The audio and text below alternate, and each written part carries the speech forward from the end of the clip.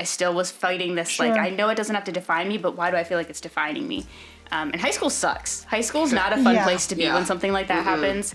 And so I wanted to be able to graduate, move on to college, and have a clean slate. And so I started really looking into other methodologies of how do you take care of this hurt? How do you just get it out and work through it?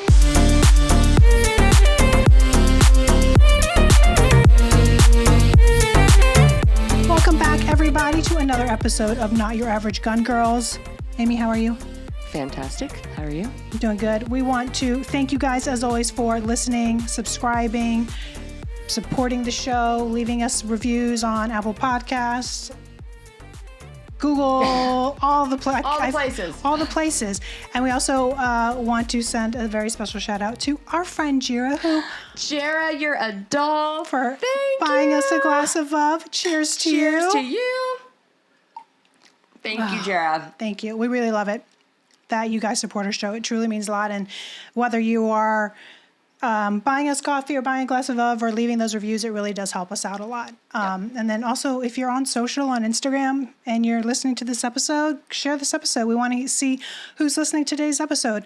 Speaking of today's episode, we have a very, very special guest. Her name is Christina Rhine. She's a friend of ours, and she has found confidence through her trauma from a very, very special friend, which I know when I first heard this story talking to her, it really impacted me, and I know you guys are going to love it. It is such a great, inspiring story, and I hope that you guys are able to get some useful information out of it and can come away with it with just a newfound appreciation for our friendly, furry service canines. Well, I'm excited to hear it. All right, let's get into it. I'm so excited for today's guest because she is another transplant to the great state of Texas. Keep them coming. Just the good ones. Keep them coming. We keep just reeling them in. We just want more and more people. I think in this year there's been Christina, Bree. We're working on Crystal. So it's Where'd you move really here hard. from? I'm originally from Pennsylvania. So I've lived in Pennsylvania, New Hampshire, Washington, Oregon, and now Texas. What brought you to Texas? Opportunities. Awesome. I love that. So, Christina, you have quite a story that I want to get to and share, but I also want to talk about a little bit about how you kind of got into the opportunities of you bringing to Texas, being in the firearms industry, and like how did you even get into the firearms industry? Because that's how we met. We met through Instagram. And you know, the great social media. Yes. So I was raised in Pennsylvania. I have 2 younger brothers and all boy cousins, and there's not a lot to do in central PA. So we were raised, hunting, going to church, being in the farm field, going out in the woods, that kind of thing. So my dad obviously put a gun in our hand. He said, you're going to learn a discipline. You're going to learn a responsibility. And so we started with little 22s and stuff. And then it wasn't until I was about 7 or 8, we started going out scouting with him for deer season and stuff. And I got my first rifle when I turned 12. That's the legal hunting age to go with an adult and bear firearm. So I got a Howa, which is now I think owned by Legacy, and it was a little 243. He had it cut down for me because I'm super petite, so that gun still fits me. I love that thing. I love that you still have it. Oh yeah. Yeah, you never get rid of your first gun. I was about to say, you never get rid of your first gun. So yeah, I had this Howa 243 and got my first 7-point with it, shot a lot of does with it, really just started in the hunting aspect. And it wasn't until I started working for Sig that I really got into handgun stuff and carbine and SBRs and all the fun things. So it was something that was a little bit different than what I was used to. But before all of that, I had started working at Grice Gun Shop out of Clearfield County. It's one of the largest destination stores of the state, and it's a wholesaler plus a retail front. Family owned, it's on its 3rd generation right now, and I worked as the front cashier and started at the components counter. So powders, brass, bullet projectiles, sabots, all the muzzleloader stuff. So really got to learn all of that, all the pieces that kind of get into precision shooting. And worked my way up into the shotgun counter, rifle counter, handgun room, into the AR stuff. So I was there for 7 years while I was going to school at Clarion University for diagnostic imaging. So I have my bachelor's in diagnostic imaging for ultrasound.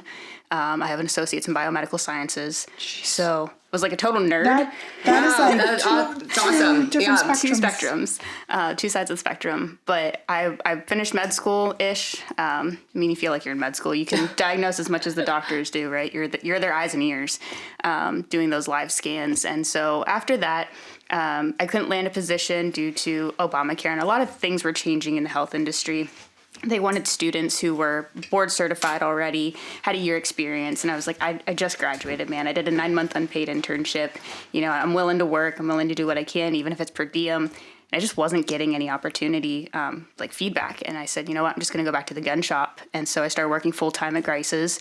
You know, you're working every day of the week except maybe one, you know, and it's short staffed.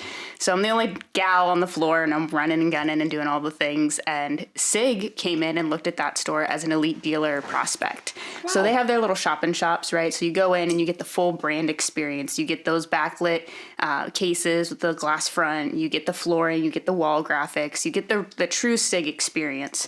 And so I was the Northeast Visual Regional Merchandiser. I reported to Amy D. She was the channel marketing director, and there was 4 of us on the team at the time, so we each had a corner of the country. So I traveled, worked remote. That was my first remote position. I'm like, this is my first like big girl job out of this tiny little town, and I get to work from home and travel. Like, this isn't real life. Like, this is crazy. So I did that, and after 6 months, they restructured the team and the positioning, and so I got bumped into social media coordinator for Sig.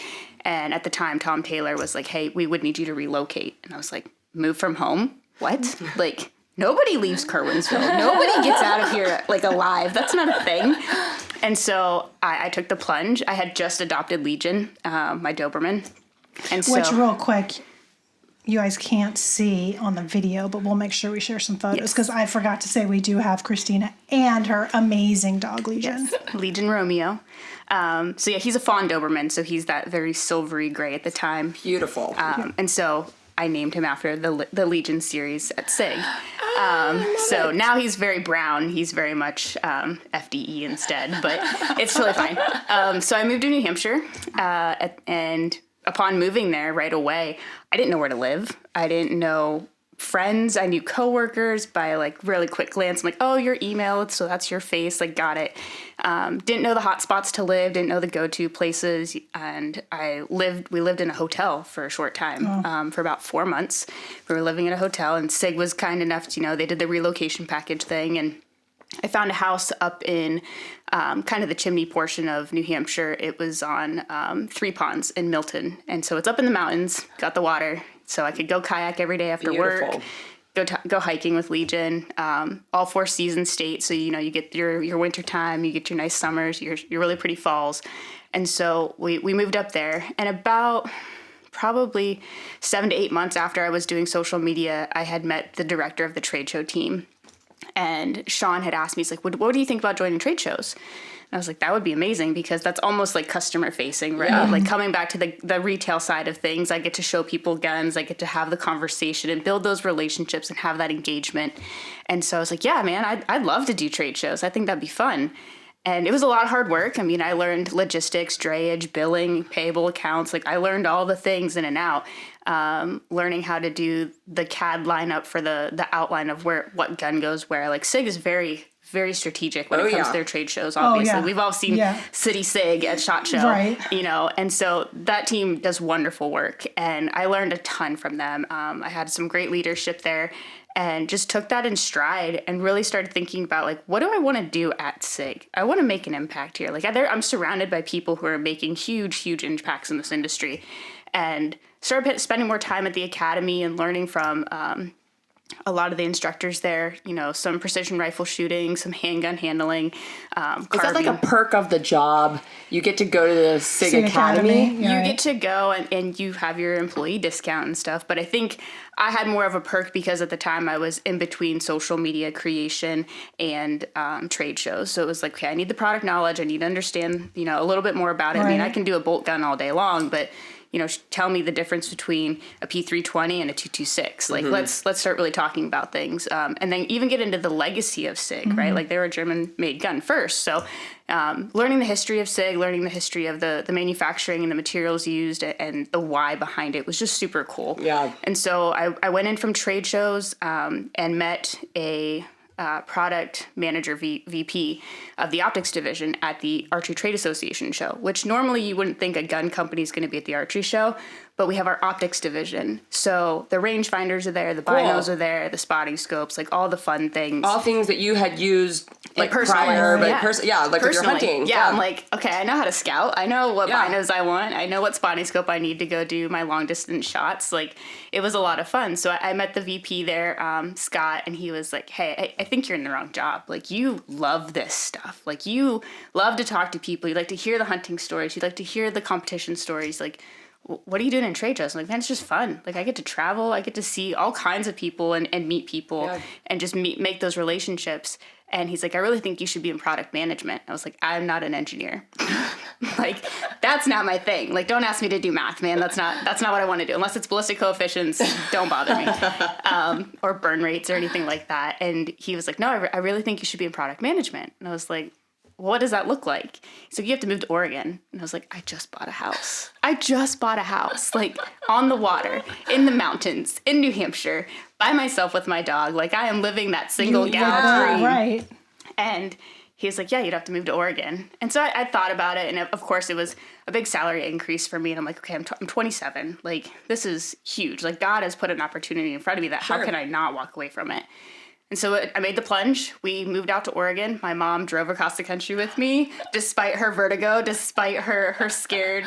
That's what moms and families do. That's right. Yes. Yeah, she had my back. And my dad's like, okay, kid, like, have fun. I'll see you in the magazines. And, like, it was a joke, but I mean, later in the year, I ended up being published in a magazine for my first pronghorn hunt because of Sig Optics. And I was like, this is insane. Like, my small town life, like, how does this happen? All those small little things. Yeah. Steps Yeah, I mean, like, it's not a small thing to work for Sig. No. I mean, you're talking the number one firearm manufacturer, I would say, in the world. Yeah. And not to put down, all jobs are important within an organization, but it's not like you were just doing, kind of like behind the scenes admin work. Like, you were in it, so you were really involved in the products and with the academy and doing that stuff. So I think that's a big presence. deal. Yeah. Like to be the social media coordinator at the time.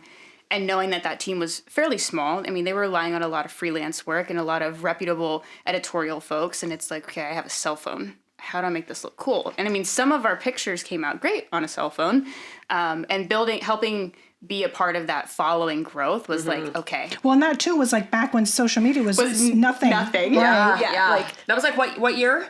2017. 17. Yeah, like there's the beginning stages of everything blowing up. Like, so did you even know like what you were doing? I had no idea.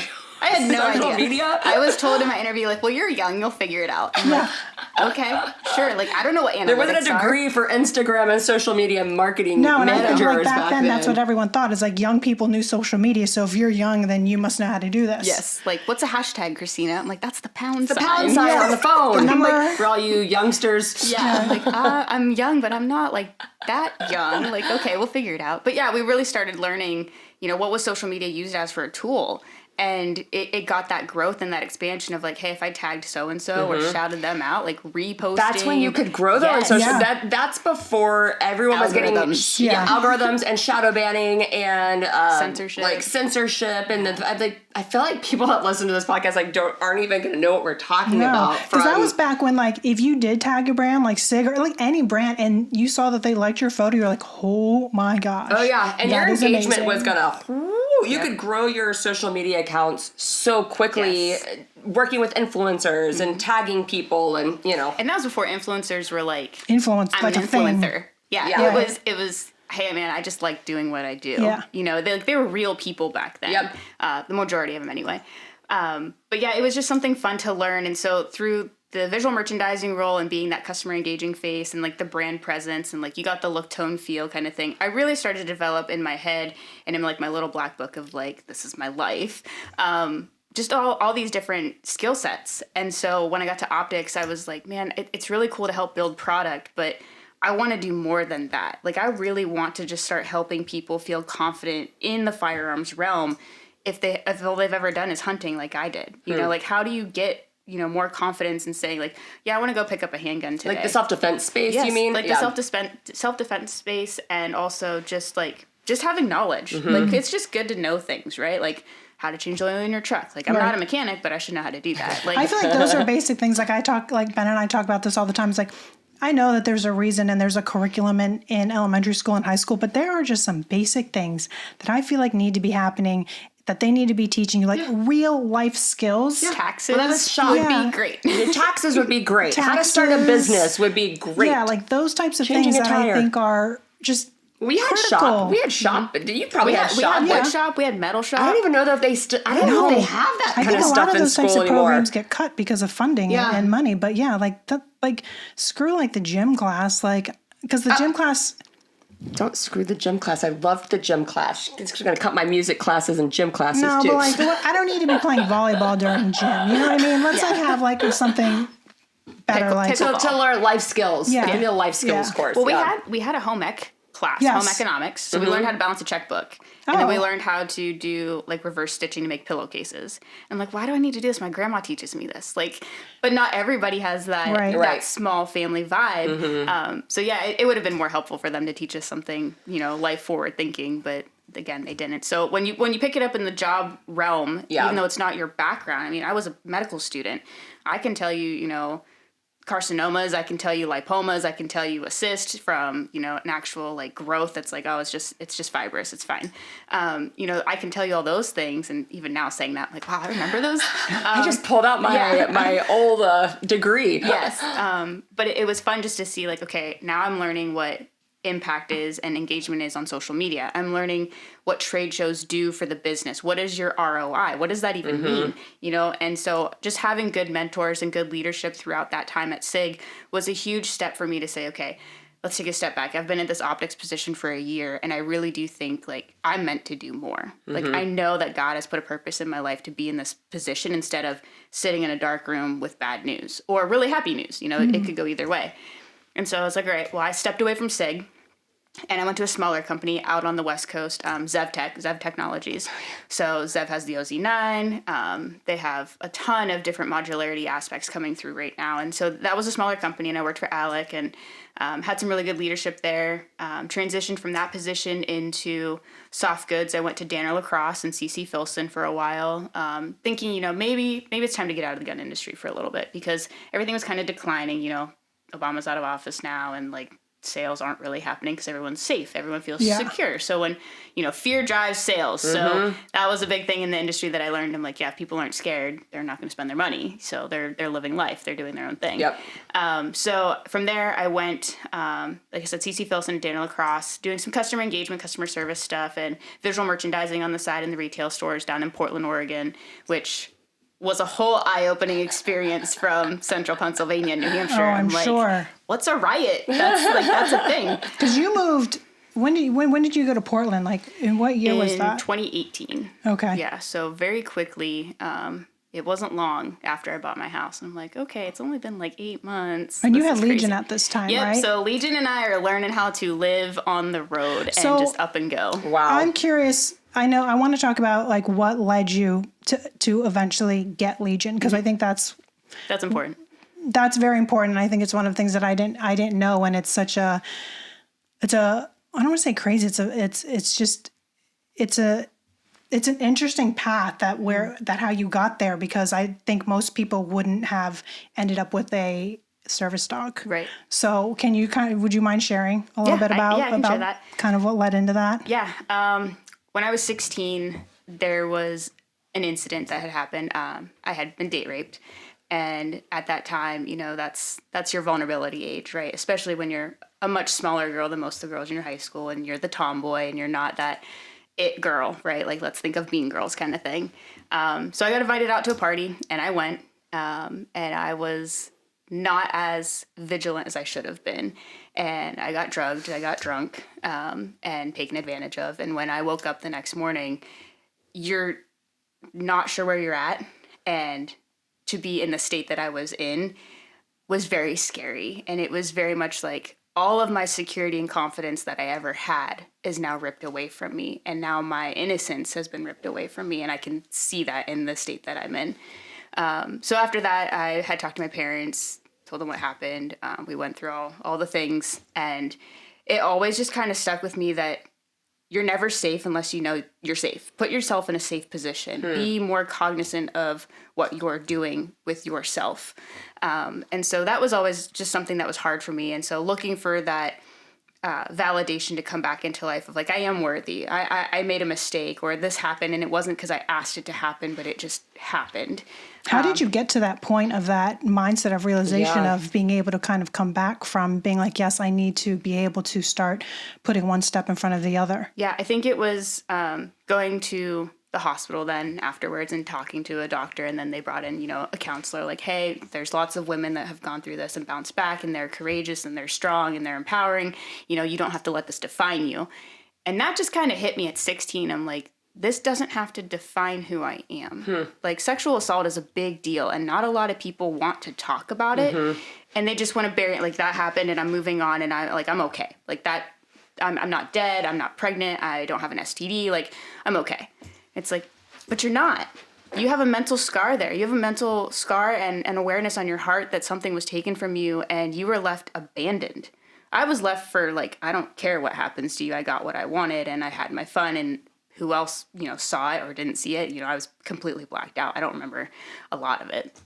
And that's the other scary part is like when you start to piece things together and you're like, I can't believe I couldn't stop them. Right. You feel completely defenseless, and that has something that has always struggled with me. So being alone was really hard for a while, and then feeling, outcasted in a small town because word travels fast. And so it was kind of like a talk of a town for a while, and it just got really, really hard. And I just kind of closed up.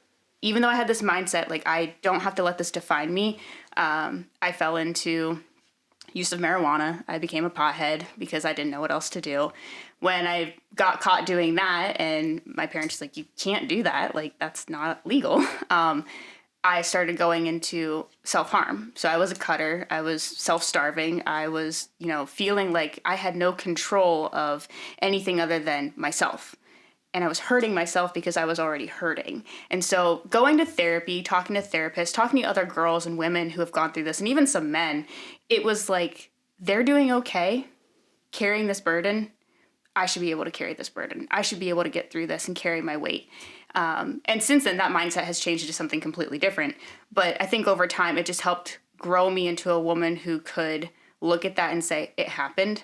I'm okay now, and I'm in control of my awareness, And that's something I think that concealed carry people need to think about, women need to think about if they want to get into self-defense or self-awareness or staying vigilant. It's just something that gets there. And so after going through all the therapy sessions and stuff and talking to people, I was just like, you know what? I don't want to be put on prescriptions, right? Like, that's the big part is they start pushing antidepressants and anti-anxiety drugs. So were they giving you these things? Were you taking some of these drugs they're prescribing? We had tried it for a while, and I started having really big body image issues because a lot of those things make you, one, super drowsy, super sleepy. And so you just feel like you're in a fog all the time and you just can't focus. And I'm like, this isn't helping me at school. This isn't helping me. I'm in my senior year now. Like, I want to feel confident. I want to feel like the pretty girl. I want to feel like I'm, wanted here. And not just by a dude, but like friends. Like, I want my friends to like who I am. And I just felt blah. Like, I just felt gross. And part of that was the prescriptions, and part of that was self-hate, like I still was fighting this. Sure. Like, I know it doesn't have to define me, but why do I feel like it's defining me? And high school sucks. High school's not a fun place to be when something like that happens. And so I wanted to be able to graduate and move on to college and have a clean slate. And so I started really looking into other methodologies of how do you take care of this hurt? How do you just get it out and work through it? And I stumbled upon a couple articles of cognitive therapy. So just journaling, writing it out, identify what the issue is, identify a pathway to work through it, forgive yourself, forgive whatever, and just move on. And I found a really cool therapist. He was amazing, and he really studied with me on talking through points and executing a plan of like, okay, well, how does that make you feel? And how do you want to address it? How do you want to move forward? And so that led to talking to a girlfriend who had a service canine.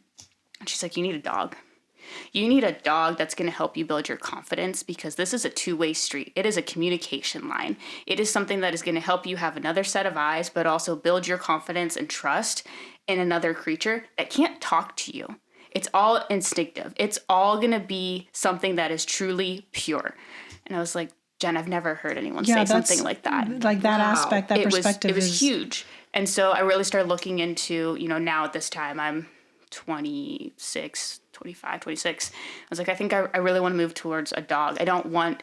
so it's like 10-year process. And it was, because I personally physically wasn't changing any differently. I'm a very petite, small person. My genetics aren't like, okay, now you're going to be this big, vivacious chick. Like, nope, I'm still the little tiny, like, tomboy-looking girl. And did that play a part in continuing to feel, like, vulnerable? So, yeah. Okay. 100%, because, think about the jobs I'm in now. Social media, I'm seeing all these gun bunny aspect, really pretty, vivacious women, and it's like, I don't look like that. I'm never going to be those people. So, like, the self-confidence issues just kept growing, even though I was trying to move forward mentally and spiritually in a way that it was like, that doesn't have to define me either. I don't have to look like those girls. Like, I should be me. I should be confident in myself. And so hearing her talk about, my friend had talked to me about having a service dog, I was like, okay, this is the move. Like, I love dogs. We had dogs when I was growing up. I also like the ability to achieve goals. And that's what this whole relationship is about, is we're going to teach you something to move towards a goal. You give one command. That's it. There is no step and repeat of like, sit. It's no, sit. If the animal doesn't do the job, phooey that, sit. Like, there is a very big affirmation of a correction with an audible or a non-audible, and then it's do the task. If the task still isn't completed, then you utilize your tool set, right? So you have your Hermspringer prong collars, you have a hip lead, you have a flat collar, you have an e-collar. You start using all these tools to assess for what a correction should be properly, give the correction, make the move happen. So how did you go about to learn all of that stuff that you needed to learn? You decided. Because I'm like, does this work on kids?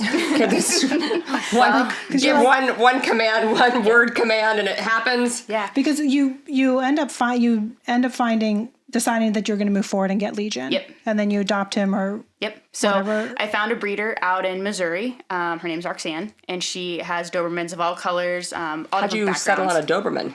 So my friend Jenny, she had 2 Dobes, and they were phenomenal dogs.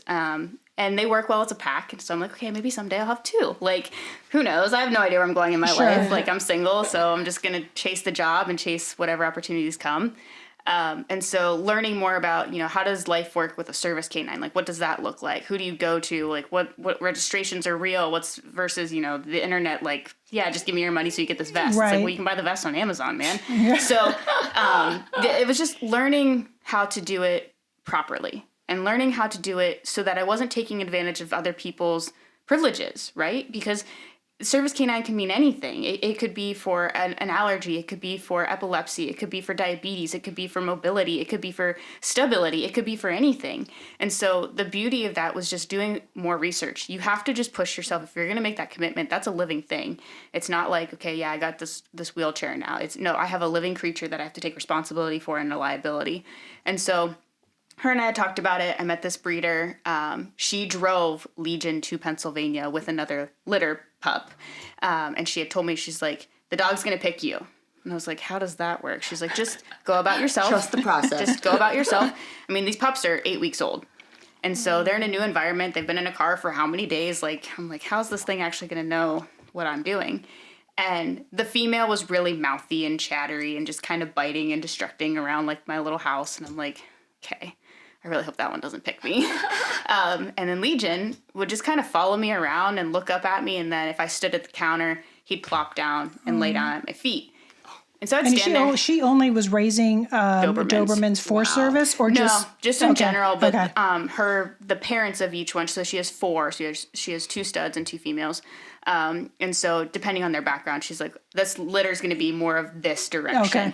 Okay. So Roxanne was phenomenal with that. And I told her, so look, I'm looking for a service dog. I want a dog that's going to be in tune with me because we've got to work together. Mm-hmm. And all the research I'm doing, I want something like that. And she's like, okay, we'll see what we get. And so like after the litter was done and born, she was like, okay, we're going to come out to the East Coast because she does all of her drops regionally to make sure that, everyone's getting something and that she's not getting crossbred dogs. So that's always good. And she keeps track with everybody. She is phenomenal. Like, she has a little Facebook group for, like, each litter. She's like, hey, how's Legion? Happy birthday. And she's so cute. She's amazing. So he follows me around the house and just keeps plopping at my feet or getting between my legs and, like, looking up at me. Or he'll turn. When the plant falls over, it's because of Legion, which is fine. Or he would face the doorway.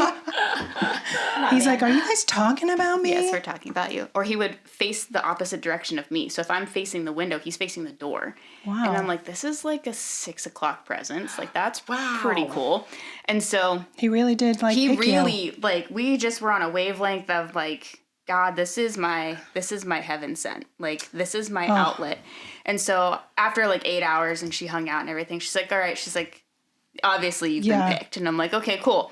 She's like, so here's all his paperwork. Here's all his vaccines and stuff, like his first time shots and everything. And she rolls out and goes to deliver the female to the next family. And I just kind of sat there and I was like, Legion, your name is Legion. And it was, I mean, I had the idea in my head of, like, naming after gun or something. Sure. So I'm like, yeah, he's going to be in the gun world. Like, he should have a really cool name. But it's because it's a vast host. It's a multitude of things. And it's like, not only are you going to be my dog, you're going to be my eyes. You're going to be my ears. You're going to be my partner in crime. You're going to be there for me when I need you, and I'm going to be here for you when you need me. And that has been 100% the case. And so, in order to get to that point, though, like, that's not an overnight thing. No. He may pick you, but then all of a sudden there's an effort and training that has to, I imagine, has to go into getting him to that point where you can rely on him like that. Yep, absolutely. And so we had started about 16 weeks. We really started the basic obedience of, like, sit, stay, lay down, go to your bed, go to your kennel, like that, like the nuanced things. Mm-hmm. Is that normal for the owner to do all of the training with the service dog, or do some people, like, send it off to a program? There's lots of options there. There's lots of places that'll take, like, an academy, right? And they'll take your dog for, however many weeks. You'll pay all that money and they'll go learn with a trainer. The philosophy that I had started learning online was a train-the-trainer program. So work with someone who has a canine, can demo the behavior for you and the correction and the aspect of how to get through all of that, and then you do it. And let them guide you through the performance that you're seeing from their dog and their interaction, as long as you can observe that in your own. And take responsibility, right? Like, don't be like, well, my dog's just not listening. It depends on your attitude too, man. Like, you got to have that ownership. Own your 1% of the 100%. Like, let's go. And so 16 weeks, we started doing, like, the basic obedience stuff. And I had just done that on my own. I was like, okay, internet. Like, let's Google how do you get your dog to sit. Okay, hold the treat above his head. Cool. But then I started reading more about, hey, treat reward is not always a good thing, because then they look to it all the time. And some dogs are driven more by affection versus food. Legion got to a point where it's like, affection, I don't want the treat. Like, unless it's like a sirloin steak, like, no, not happening. And so we got with a trainer in New Hampshire once we had moved up there and I got settled in, the hotel living area. And then once we got the house, I found a trainer out there, Chad, and we started working with him. I'm not sure if he's still in business. We haven't kept in touch, but he started really doing, like, the agility kind of things. Like, okay, here we're going to do, like, an up on the table thing, and I want you to make him lay down, and I want you to do this. And so that was my first impression of, high level obedience kind of stuff. And we did that for a few months, and it was going well. And he's like, okay, when he hits about a year old, we'll really start thinking about, like, the in-training process for service canine. So at this point, like, he's not going to work with me. He's still a puppy. So he's kenneled at home during the day, and that's a 6 to 8 hour, time. And then I would go over and let him out at lunch and go walk him and, like, play with him and everything. When we moved to Oregon, I panicked. I was like, I just lost my trainer. What am I going to do? How are we going to get this done? Like, now I have this big dog and I'm going to be stuck with him, like, in a kennel all the time. And I just felt awful. And I kind of had that, like, oh man, I feel guilty for getting him now. And it's like, is this ever going to work out for what my needs were in the initial process of, like, build your confidence, Christina? Was that happening? Were you feeling that change happening? Oh yeah, I was feeling super, not regretting getting him, because I knew default, mom and dad want a dog so bad. And, like, my mom is obsessed with him. Sure. And so is my dad. He won't tell you that, but, like, that's his little buddy. And so I knew, like, if I had a fallback, it's not like he was going to go to a puppy mill or anything like that. Like, he was going to go to a home where he could be loved and have land and run and be a pet. But that wasn't the goal. And I was like, okay, you don't get to bail. we'll figure this out. We're going to figure this out because I'm not going to abandon you because I know what abandonment feels like now. And I live with that every day. I know what it feels like to be taken advantage of. I know what it feels like to have your initial life taken from you, right? Like a gift of your life, like something that's so precious and it got ripped away from you and you had no choice. Like, I'm not going to do that to him. Right. And so it really started to become this very sentimental, symbolic kind of thing for me. And I started just journaling more and more about it. And I was like, okay, then I need to find an actual group of people to go work with. And so upon moving out to Oregon, I met this family and they were like, hey, we have this canine trainer that we go to. And with his permission, he already told me, Huffman Canine Obedience is out in Canby, Oregon, and they do multi-purpose canine training. And so Jensen is the leader out there. It's his own business, and he's got a phenomenal team of people. And they really do take the time to assess what your goals are based on their curriculum. How can they marry the two up, right? And so Jensen really started teaching me the high level basic obedience of kind of like agility work. So crossing ladders, crossing wooden beams, like what weird things might he and I encounter in our life that are applicable here?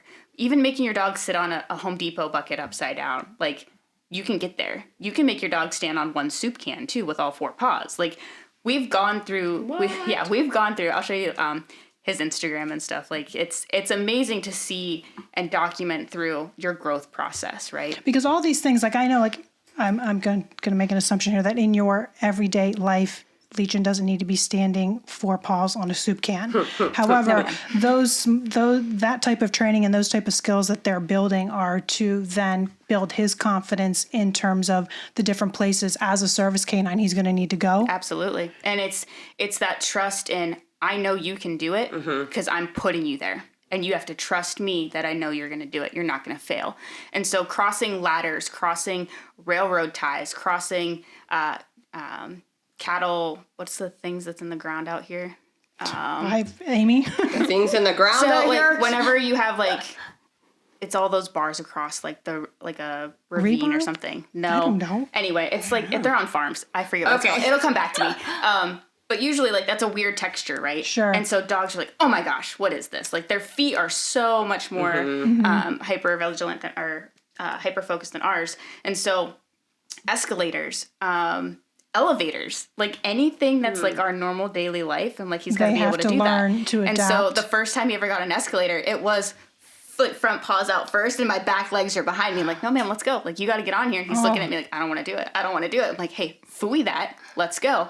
And he knows like I'm going to get shocked or strung up or something if I don't listen. So like he just looks at me and like pulls his feet and I'm like, see, it's not that bad. And we would get on the escalator 16 more times until he's like, that is okay, Mom. Like, determination. I get it. Yes. Well, and you have to, because you have to hold them accountable, just like you have to hold yourself accountable, right? Like if you fail once, get up and do it again, and just keep moving forward. Like you always have to be going forward. And so we would do the escalator thing. We would do elevators. We would do hot pavement to water, like crossing a creek. He'd be like, I don't want to get wet. I hate getting wet. Like he just looks at me and it's an attitude. And I'm like, we are so the same person. Like we are the same entity. This is crazy. And so the other thing is getting into really crowded spaces, airports, airplanes, elevators. Because you fly with him, right? Yep, he flies with me, tucks his butt under the seat in front of us, and his head's in my lap. And everyone who sees it, they're like, how does he do that? And I'm like, it's magic, I promise.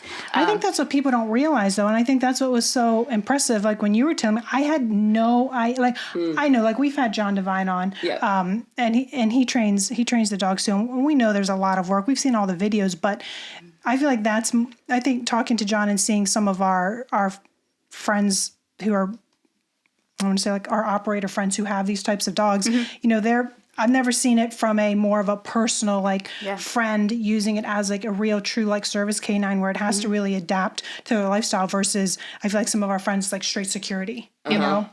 Yeah, the protection aspect is another portion of it, right? So what Huffman teaches is a multi-purpose canine division. So there's your basic pet obedience, right? Like you just want a good disciplined dog, man. Like if I go out in the yard and I'm going to mow the lawn, I want you to be able to just stay where I place you. And so those are the commands. So Jensen really does teach a one command process. It's like, hey, plots, good plots, seats, good seats. Like, you have to give that good affirmation at the end of it and know that your tone matters 100%. And then, you know, for a very quick audible correction, it's a, hey, phooey that, or hey, no, whatever your word is, right? And staying consistent in that, because the consistency is what's going to build your confidence, just like anything else in life. Is the more consistent you are with it, the more confident you're going to be, especially when you're executing the goal, right? So the achievement is there. And we would go to antique shops. I mean, you would think bull in a china shop. He is the most graceful thing. I've watched him do a 360 turn and not bump anything. Wow. Like, he's become this agile creature where he just knows, like, I got to follow my mom. I just got to follow her. Like, that's my person. That's my teammate. We just got to get through it. And we started incorporating, you know, sound inoculation on range. So at a puppy age, I was taking him to the shotgun range with me every Thursday night.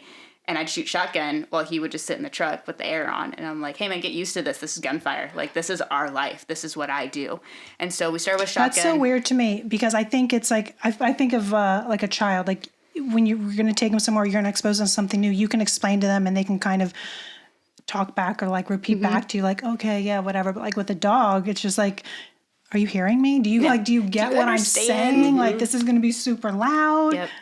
Yeah, so we started like that, and then once I got out to Oregon, we started right beside each other, shooting a 22.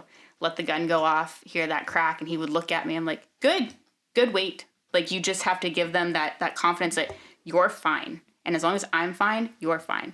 When he starts to pick up on true malice intent or true danger, we have a non-audible like look of like, hey, did you see that? Are you paying attention to me? Because as much as he's a head on a swivel, I'm a head on a swivel. So then that leads me to another thing I wanted you to share, if you don't mind, is the story. I think this is kind of goes back to you being in Portland. Was that in Portland? Because like to me, that's an amazing just story of all the work that you've put in with Legion and what and really one of the purposes of why you've got him. Oh yeah. So to go over what he does for me, aside from like the confidence building, right, and the relationship that we have, it is a sign of protection, you could say, and awareness of a self-defense mode. And so Jensen and I had really talked about, you know, like, I live alone, I travel alone, I have a lot of firearms, I have a lot of guns, I have a lot of nice things, and I'm living in an area where there's now riots happening and break-ins and things like that. And not that I didn't feel safe in my own environment, but it was like, you never know. You have no idea. Like, you should always just be, readiness is a choice. And so Jensen's like, yeah, let's start working on, you know, some home defense things. I had taken classes on how to clear a room. I had done all those things. And by no means am I saying I'm efficient or like 100% operator, because I'm not. But I know enough that I am confident to say I know how to get to my gun. I know how to load my firearm. And I know how to make ready. And I know that if I have to take a target, I'll take a target. It's not the goal. The goal is definitely find cover, get out, and get help. So with Legion, normally he sleeps in his kennel, doors open, and especially like if I have the space in my bedroom, which at the time I did. He has a huge, extra large Taj Mahal of a freaking kennel. And he has it door open, and he knows like, hey, place, it's bedtime, knock it out. If I want him to sleep with me, let's say I'm having like a really bad day. I am just down and out of like, God, nothing is working out for me. Like, I'm super, super sad. I'm having a hard time breathing, because my thing is I get so stressed out or so panicky, I'll hold my breath till I pass out. So it's a medical alert at that point. And so if I invite him into the bed, it's for pressure pointing of like rhythmic breathing and stuff. And that's something that we had worked on with another specialist, and that was just amazing to learn. But back to what Emily's talking about. So I put Legion in the kennel for the night, and of course beside my bed's during a blackout 9mm shotgun. Like, I've got the little armory right beside me, and it was probably 4 a.m. ish, and I don't hear anything, but Legion's up, and I'm like, okay, he's just shifting, he's doing whatever he needs to in his kennel, and all of a sudden he's at my bedside, and he's not like nosing me, like, Mom, get up. And he's looking at his gun, or looking at my gun, looking at me, looking at the gun, looking at me. And I'm like, oh, shoot. Like, what the heck? So I grab my gun, make ready, and my kitchen light comes on. And I'm like, oh, my God, this is for real. Like, this is a real thing. So he already has his prong collar on. He sleeps with it on all the time. And so I grab my hip lead, and it's only a 12-inch lead. And I grab him, like, door. Get to the door. And he's just looking at it. And I'm like, Legion, send. And I just open that door, and it's the whole time. And those dudes just go out the front door. And Legion's gone. Like, follow through, man. Follow through. And so I'm sitting there and I'm like, phone, 911, Legion's call button. I'm hitting it. And I'm like, he doesn't have his e-collar on. He's got his prong collar.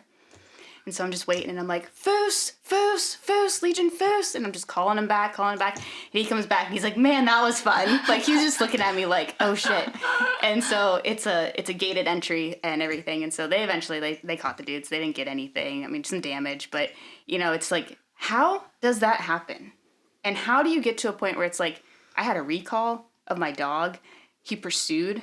I was ready. We were ready. That's a confidence builder, man. Yeah. Like, that sucked. Trust me, that sucked. Sure. But it very quickly was like, my teammate didn't bail, and I didn't bail on him. I didn't panic and freak out and have a panic attack and pass out. We made ready. And so I had reached out to a lot of the trainers and stuff like, hey, I just want to thank you for working with me so many hours of the day, constantly keeping me on, be on your toes, be ready. And like, Jensen has a full-blown facility where they'll make up a room for you, and like, wow. it's a apartment, and it's guy in a bike suit. I think that goes back to the dedication that you're putting into Legion, and also the time and money, because it's not, I know it's not cheap to give him the type of training that he needs so that he can, where you needed him at that moment, he did exactly what you needed him to do. And I think that, and silently, like, exactly. It's a non-verbal. I think that is what was impressive to me, is that I think when you hear, our previous guest Eddie talked about, getting a dog for home security, and most of that, and when people do get dogs who are, I want to say that are, I don't want to say like not in our industry, but just get dogs because I think just for home security, it's the alert factor of the barking. Whereas you guys have trained and learned that, like, he was able to get your attention, tell you to get your gun without making a peep, and the people who intruded had no freaking idea until Legion was after him. That's just, I think that's after you open that door. Yeah. I mean, there's just so many amazing aspects to your story, and I have no doubt that people in our audience are gonna their minds are going to be blown. So can you, before we wrap up, can you just tell them, where do they start? If this is something that maybe could help them, where do they start their research process? I would say you need to look at your state regulations first. So learning what your rights are, and then going into the ADA, right? So you go on to ADA and you start learning about what the regulations are, and, talk to your doctor, whether it's a psychologist or your family doctor or whoever, start asking the questions of like, hey, I don't want to be on prescription drugs. This isn't helping me. If it's not truly helping you, not saying everybody's meant to have a dog. That is a huge responsibility, man. Yeah. And like, we've moved 8 times. I'm not giving him up. I'm going to figure it out. And if I can do it, anybody else can do it, as long as you have that dedication to that animal. Like, this is a full lifetime commitment. This is a living creature. And he's 5 years old now. So that's been a long process and a long road. So you guys accomplished a lot in 5 years. You're telling the story, and I'm thinking that he's much older, but you guys accomplished a lot. But I think it's, that dedication, just like with anything in your life, if you're going to make it a part of your lifestyle, you have to have the follow through and the dedication, just like with everything. So we really appreciate you coming on today. Thank you so much for sharing all of that. Mind blowing. I mean, it's just amazing. So thank you for sharing that story with us, and how you overcame it, and just finding help in unexpected places was amazing. Absolutely. So. And just making sure you check out, like, this is the number one thing. Vet your trainers. Vet really reliable trainers, because there's a lot of people out there that just kind of want to take your money. And like, I've met those folks. Yeah. So like, really go out and see what your trainers and the training groups are doing. How active are they in their own envirament, and how reputable are they? Well, like, finding a firearm trainer. I mean, anyone can throw up, trainer on there, and just because they were previous SWAT or previous Ranger or previous whatever, like, that's cool, man. Can you talk to people? Can you really delegate and be personable and really understand people's like malfunctions or the way they manipulate a firearm, and like make them comfortable? Like, that's something you and I have talked about a lot. So it's like with anything, you just need to find vetting your sources. That's a huge part of it. Well, we do thank you so much for joining us today. Hope you guys enjoyed that. Just real quick. So if people want to follow you or Wonderful Legion, where can they do that? Instagram, it's gun_gal_CR or Life of Legion, all one word. Oh, I like it. Can we see him on a soup can? Right now? On the Instagram page. Yes. Okay. You can see what we were talking about. Yes, wonderful. Well, we hope you guys enjoyed this episode today, and we'll be back next week with another fabulous guest. Thank you guys for tuning in. Not Your Average Gun Girl Show and its related companies, Alexo Athletica LLC and Stami Tactical LLC, shares information that may potentially have legal implications for its listeners. A reminder that laws vary for each state, and we encourage listeners to seek local legal advice to understand applicable laws. Any items, services, products, and advice mentioned during the Not Your Average Gun Girl Show should be used at your own discretion in accordance with your local and state laws, and you should follow applicable manufacturer's instructions. Not Your Average Gun Girls, Alexo Athletica LLC, and Stami Tactical LLC cannot be held